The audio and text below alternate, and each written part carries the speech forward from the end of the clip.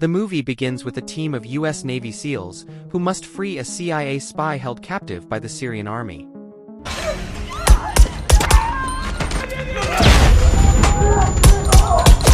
It's him. Let's move. But after successfully freeing the hostage, team leader John Kelly found out that they were not at the Syrian army headquarters but in Russia. Realizing their mistake, they planned to leave the place immediately. Unfortunately, as they descended, they were attacked by an RPG sent by a group of troops. The attack made a hole in the floor they were standing on, causing the entire squad to fall to the ground floor. Kelly immediately launched a counterattack, while Robert, a CIA agent who participated in the mission, preferred to save the hostage.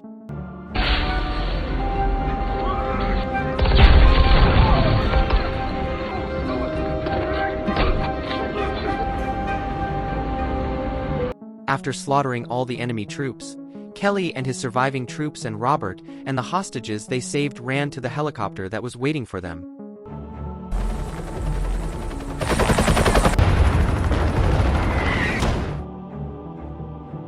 Three months later, Kelly has retired from the military and spends his days with his family. He has a wife named Pam who was pregnant with their first child. At that time, Kelly was visiting a close friend's house and told about his new experience as a security guard. Elsewhere, one of Kelly's friends who was on a hostage rescue mission in Syria is seen spending time with his little family. But unfortunately for him, when he was leaving the house to take out the trash, he was hit by a speeding car. His daughter screamed hysterically, seeing him dead in front of her eyes. Then, one by one, Kelly's friends who took part in a secret mission in Syria were killed by a group of unknown people. What the? One night, Kelly and his wife were getting ready to sleep in the upstairs bedroom. But Kelly, who couldn't sleep, decided to go downstairs to eat a snack and listen to music. Suddenly, the electricity in his house went out, and several people sneaked into his house, towards the bedroom. The strangers shot straight at the bed where Pam was fast asleep. Hearing a commotion from upstairs, Kelly rushed to get his gun. He saw the shadow of a person and immediately shot it.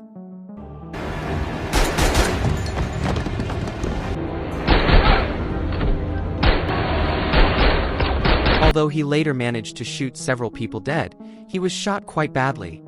Luckily, one person who intended to shoot Kelly ran out of bullets. Without trying any further, he left Kelly's house.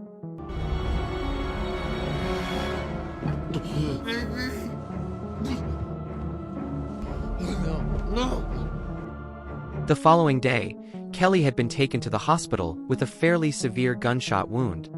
After the incident, an important meeting was held between CIA officials and the SEALs. Robert told the chronology of what happened when Kelly's squad team freed the hostage at the meeting. They finally decided to investigate the case. In the hospital, Kelly regained consciousness. However, he was extremely sad to learn that his wife and the child in her womb had died horribly. When Karen, his former SEAL boss, visits him, Kelly begs her to give him the names of the people who attacked him. However, Karen informs him that the case is under investigation. She did not know who was behind the attack. A few days later, Karen received an invitation to a closed-door meeting with Robert and Secretary of Defense Thomas Clay in Washington, D.C. During the meeting, Robert tells them that the killers of Kelly's wife are Russian soldiers who are members of the FSB or Federal Security Service of the Russian Federation. They did that in retaliation for the Kelly team's attack on the FSB headquarters in Aleppo, Syria. Worse, America will close the case because it does not want to cause trouble with Russia. However, Karen could not accept the decision. Time changes. Kelly is still undergoing training sessions to recover his physical condition. Until one day, Karen came to tell him that the attack's perpetrators were Russian soldiers. But the case has been closed. Concerned about Kelly, Karen gives him files and photos of a passport maker named Andrei. It was he who had helped the Russian army to enter America. So most likely, Andrei knows the mastermind of the attack that occurred. That night, after a training session, Kelly returned to his house and doused himself with alcohol. Then, he went to Andrei's office. Kelly clashed with two of Andre's bodyguards by pretending to be drunk and walking unsteadily. Seeing Andre had got into his car, Kelly immediately returned to his car. He followed Andre and crashed his car so that Andre's car was blocked.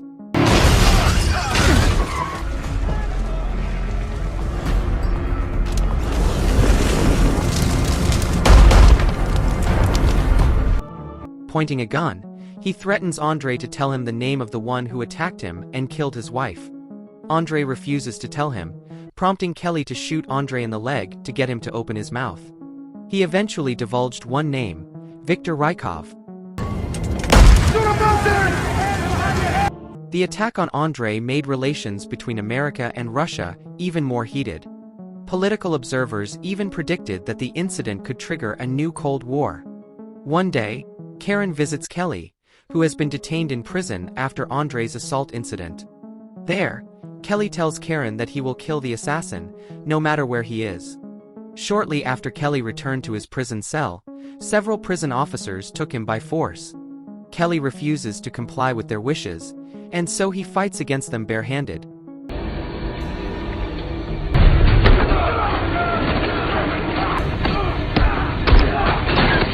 The officers could not help but stop their attack after Kelly took a prison officer hostage. They then left the cell one by one. Next, a messenger Clay sent asked Kelly to come with him. Kelly complied and was taken to the office. When he got there, he was asked to identify the row of photos and the name he got from Andre. Yeah, that's him. After mentioning Viktor Rykov's name, Robert informs him that Viktor Rykov is an ex-Spetsnaz officer. He became a Russian spy while in America and had been a long-time target of the CIA, but the CIA had a hard time catching him.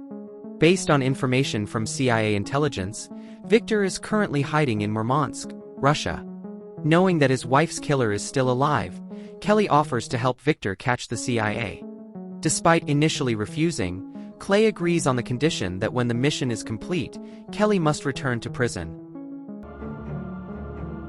Kelly with Karen and the CIA team prepare to depart on a plane. After a few hours, the plane approached Russian territory. Kelly was preparing to jump off the plane when suddenly their plane was attacked by Russian warplanes.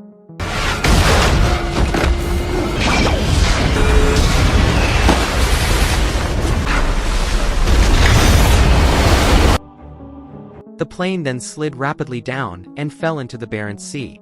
The collision occurred when the plane and water began to enter the plane's cabin. Kelly and the rest of the squad tried to get out, and they finally managed to survive. Using a Zodiac boat, they headed straight for the Russian border. Arriving at a safe house, Kelly said that the attack on their plane would be in their favor now that the Russians assumed they were all dead. But at the same time, Kelly became suspicious of Robert, who did not come with them. He assumes that Robert may have betrayed him, so the Russians know of their arrival. Eventually, Kelly reunites with Robert in Murmansk, where Robert is seen hanging out with some Russians. An angry Kelly immediately attacks Robert, accusing him of treason for being a Russian informant.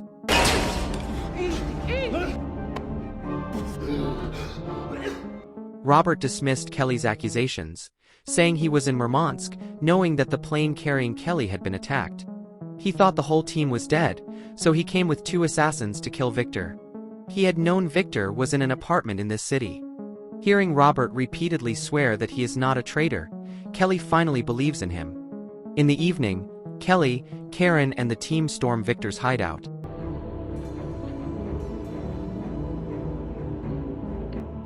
But they found Viktor was already waiting for their arrival.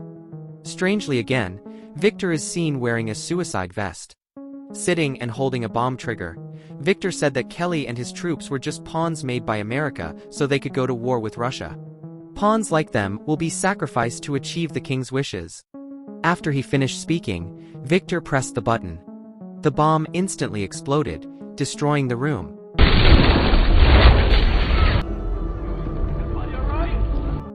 Kelly immediately checked all the members, who luckily survived. But suddenly, a sniper fires at them, and one of their troops is killed.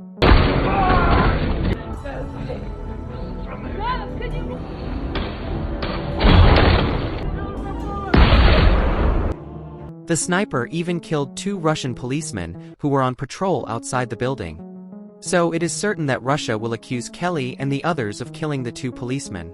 The sniper kept shooting at them, forcing them all to hide in complete darkness in the ruins of Victor's apartment. But then, Kelly sneaks through a hole in the wall after learning where the sniper is hiding. Third floor, second window!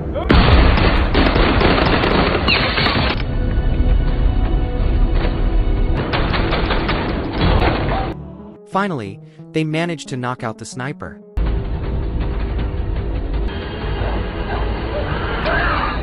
Unfortunately, outside the apartment building, the Russian police and soldiers had surrounded them.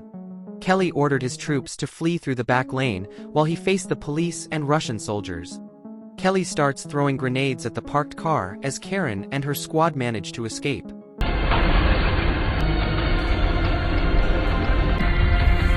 The gunfight between Kelly and the Russian soldiers continued.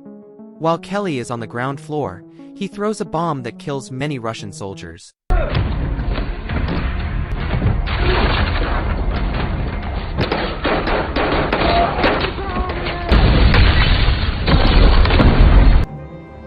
Finally, Kelly managed to escape the encirclement of the Russian army by wearing a Russian army uniform and covering his face with a tear gas mask.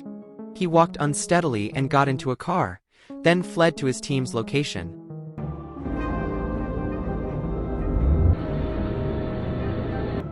The following day, with his injuries, Kelly nearly passed out while driving. Luckily, he had arrived at the location where his team had gathered. All of them, including Robert, immediately left Russia by ship. They ponder Victor's words in the middle of the sea that they are all pawns to fulfill the king's wish. Robert suggests that Kelly fake his death to be free to find out the mastermind behind all these events. In Washington, Kelly kidnaps Clay while he is in a restaurant restroom.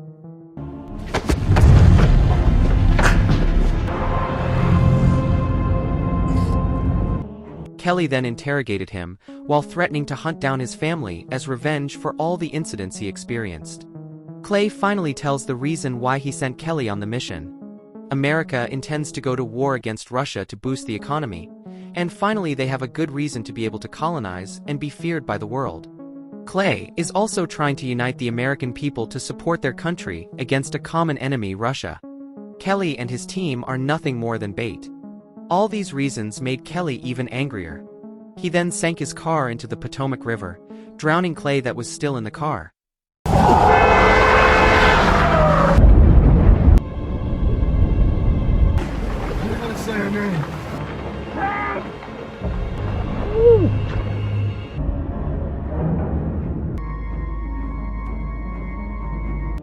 A few days later, Clay was pronounced dead by suicide, and his body was buried in a military ceremony. Meanwhile, Kelly, who was declared dead while flying to Russia, was buried next to his wife's grave, thus escaping his prison sentence. At the end of the film, Robert hands over the voice recording that Kelly took just before he kills Clay to the president. On the other hand, with Karen's help, Kelly will start a new life outside America under a new identity. The message of this film is that someone who has joined the military must be ready to sacrifice himself for the country.